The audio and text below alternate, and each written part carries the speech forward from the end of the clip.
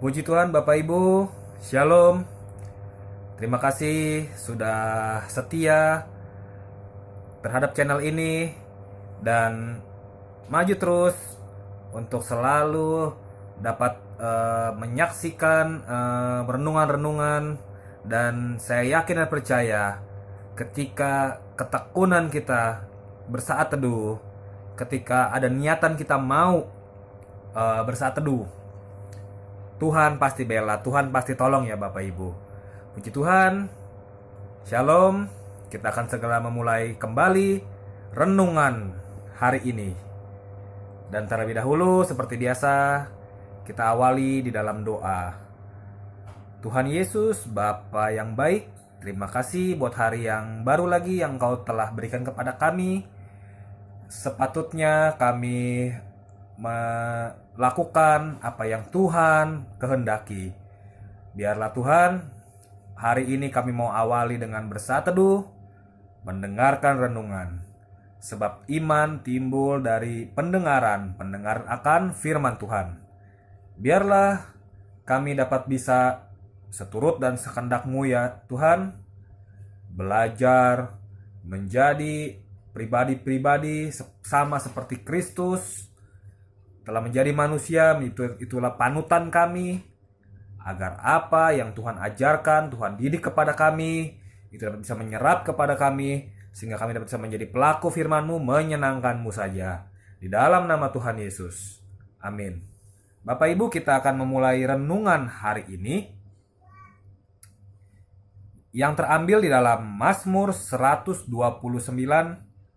dari ayat 1 sampai ayat yang ke-8. Jadi satu perikop ya Bapak Ibu. Satu perikop itu ada 8 ayat.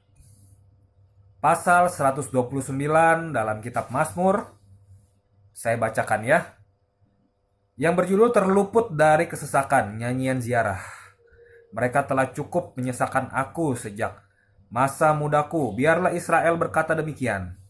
Mereka telah cukup menyesakan aku sejak di masa mudaku, tetapi mereka tidak dapat mengalahkan aku. Ayat 3, di atas punggungku pembajak membajak, membuat panjang alur bajak mereka. Tuhan itu adil. Ia memotong tali-tali orang fasik. Semua orang yang membenci Sion akan mendapat malu dan akan mundur. Mereka seperti rumput di atas sotoh yang menjadi layu sebelum dicabut, yang tidak digenggam tangan penyabit atau dirangkum orang yang mengikat berkas, sehingga orang-orang yang lewat tidak berkata, berkat Tuhan atas kamu. Kamu memberkati kamu dalam nama Tuhan. Bapak Ibu, ayat 1 sampai ayat 8. Dan di situ ada judul, ada perikop terluput dari kesesakan. Semua manusia tentunya secara garis besar ya, hidup di dunia ini penuh dengan tantangan, penuh dengan halang rintang. Semua manusia yang hidup di dunia ini tidak ada satupun yang luput dari yang namanya masalah. Itu hal yang wajar, hal yang lumrah, hal yang biasa. Bahkan menjadi biasa. Kenapa ada masalah? Jawabannya simpel banget. Tuhan kasih masalah, ya. Di dalam masalah ini ada yang namanya kekuatan. Di dalam masalah ini ada yang namanya next level. Jadi kalau kita sudah bisa melewati masalah ini, naik ke atasnya, berarti kita tahan uji. Dan kita benar-benar menjadi pribadi-pribadi anak Tuhan yang bukan anak gampangan, anak yang kuat. Ya.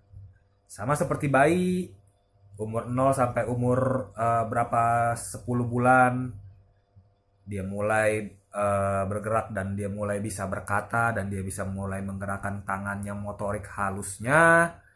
Lalu dia dapat bisa mau menggerakkan mulut untuk berkata-kata walaupun belum jelas, wah wah wah wah ataupun la la la dan sebagainya. Naik ke umur 12 bulan atau 1 tahun, mulai bisa merangkak, berjalan, dan seterusnya, dan seterusnya. Yang saya mau ambil di ilustrasi ini adalah benar sama seperti kita melakukan perjalanan hidup. Tingkat awal kita mengenal Yesus, siapa itu Yesus, kekristenan itu seperti apa modelnya, apa tujuannya, apa maksudnya, apa kita mempunyai pegangan hidup Kristus. Lanjut kita, oke, saya telah memutuskan untuk menjadi Kristen dan menjadi pengikut Kristus, tapi bukan hanya itu saja. Menjalankannya, memberitakan firman Tuhan, dan seterusnya, dan seterusnya. Nah, dalam step-step itu tentunya ada kesesakan. Kesesakan inilah yang dibahas dalam Pemazmur. Ada berbagai macam cara Tuhan menolong kita. Tentunya masalah saya berbeda dengan masalah Bapak Ibu. Masalah Bapak A berbeda dengan masalah Bapak C. Masalah Bapak C berbeda lagi dengan masalah Bapak Z, Bapak X, dan seterusnya, dan seterusnya. Jadi, dalam hidup ini, dalam kita dari kecil juga sudah ada masalah mengenai tugas sekolah, mengenai ulangan, lalu juga mengenai nilai akhir sekolah. Begitu juga ketika kita kuliah, ada nilai pertengahan semester, ada semester, lalu ada nilai akumulatif keseluruhan, IPK, dan seterusnya, dan seterusnya. Ada penilaian. Tetapi kita pastinya mau lebih bagus dari kemarin. Seperti itulah ujian hidup. Kadang ada kesesakan, ada tangis air mata, ada yang namanya pergumulan, ada yang namanya cita-cita harapan. Seperti apa saya mau saya sudah menggambarkan dari jauh-jauh hari saya bersekolah di dunia kedokteran, saya harus menjadi dokter misalnya. Itu baik, itu bagus adanya. Tapi dalam step-step, rules kehidupannya, ada yang namanya kesesakan, ada yang namanya harus tahan uji, mental, fisik, dan lain-lainnya. Dan kita harus bisa menjadi umat pemenang. Terlebih dalam perikop, kita balik lagi ke ayat ini, Tuhan itu adil. Di ayat keempatnya ya, Ia memotong tali-tali orang fasik. Semua orang yang membenci Sion akan mendapat malu dan akan mundur. Mereka seperti rumput di atas soto yang menjadi layu sebelum dicabut, yang tidak digenggam tangan penyabit atau dirangkum orang yang mengikat berkas.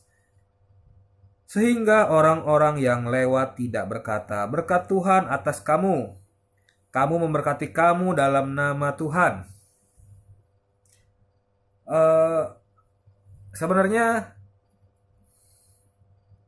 ada orang di atas punggungku pembajak membajak, membuat panjang alur bajak mereka. Jadi ada orang yang menabur, menyucurkan air mata. Kita tidak membahas menaburnya, tetapi air matanya Tuhan lihat, Tuhan tidak lupa. Jadi dalam kesesakan menjalani hidup, tentunya pasti di akhirnya, di goalsnya ada kemenangan. Karena di dalam kesesakan ada kemenangan. Seperti Rasul Paulus ya, yang bilang bahwa ujian ini semua baik, malahan dia bilang adanya. Aku hidup dalam kesesakan, aku hidup di dalam kesusahan, itu baik buatku. Untuk supaya aku naik level.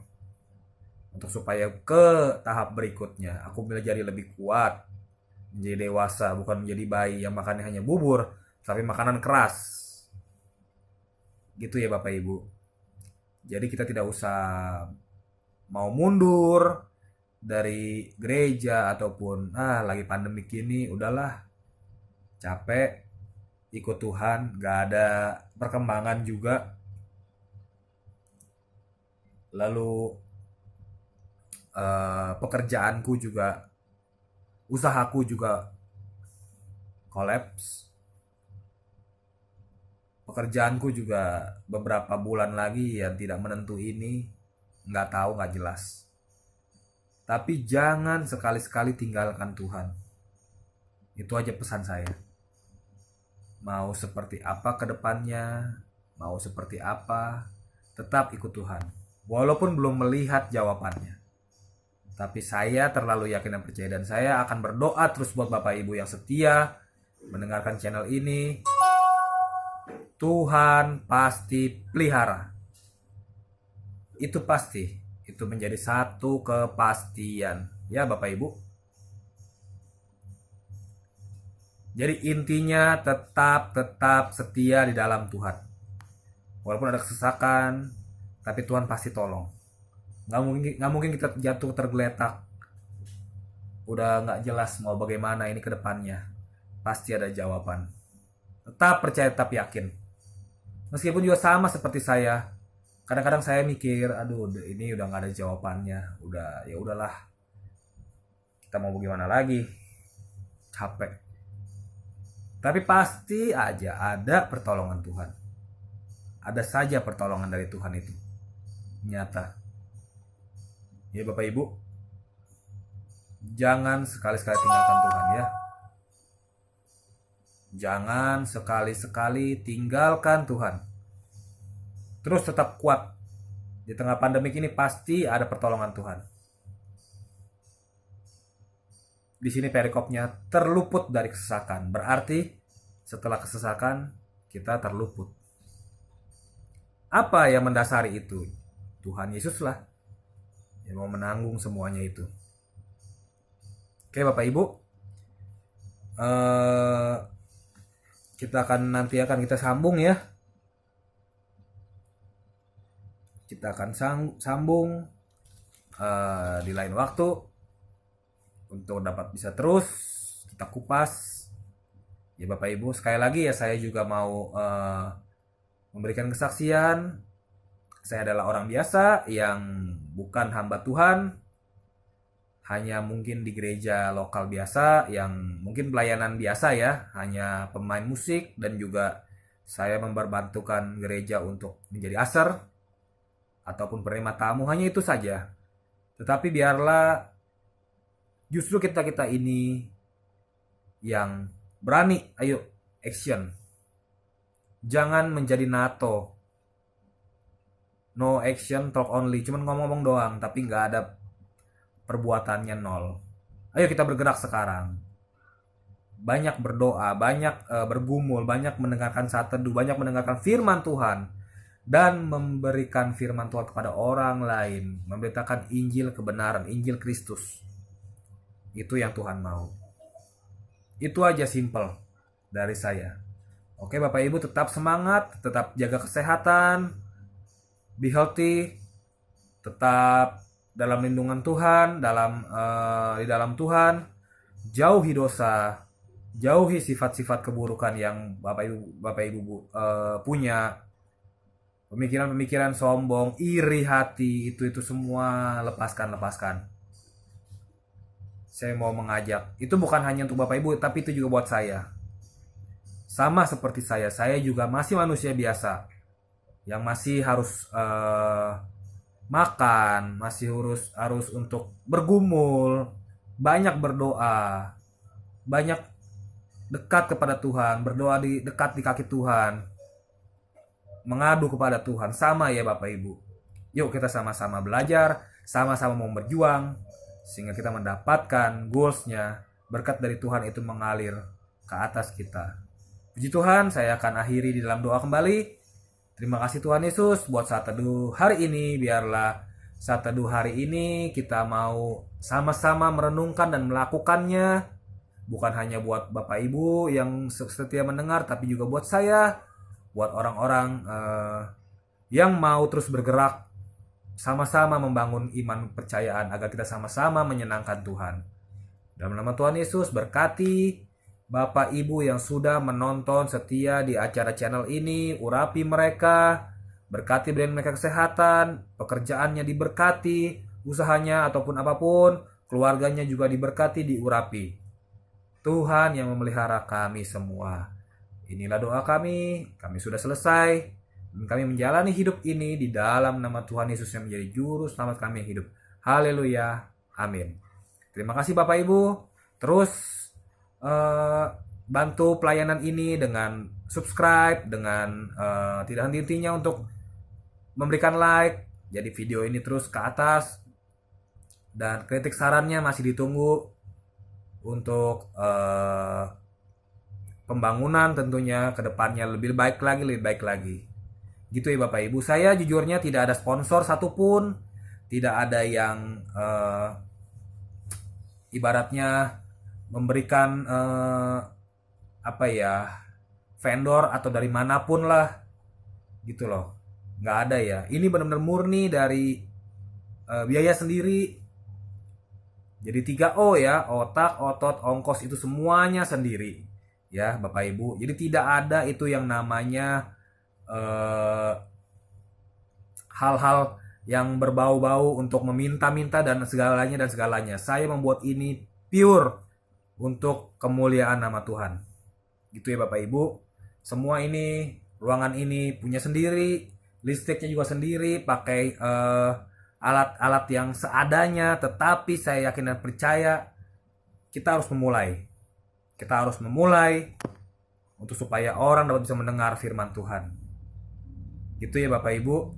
Jadi ini semuanya guna hormat puji kemuliaan nama Tuhan. Tidak ada embel-embel nama saya, tidak ada lembaga, embel-embel yang saya pegang. Jadi saya hanya individu. Intinya sekali lagi saya tekankan di video-video saya yang sebelum-sebelumnya juga, semuanya ini saya buat semata-mata untuk supaya memuji, mempermuliakan nama Tuhan. Tuhan Yesus Kristus yang saya sembah. Jadi tidak ada embel-embel lain, tidak ada apa-apa gitu loh, tidak ada maksud apa-apa.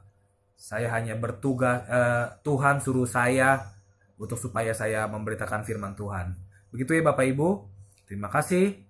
Pantengin terus video-video yang terbarunya terus dari saya tentunya, dari yang dapat bisa menguatkan kita, iman dan percaya kita. Haleluya. Amin. God bless.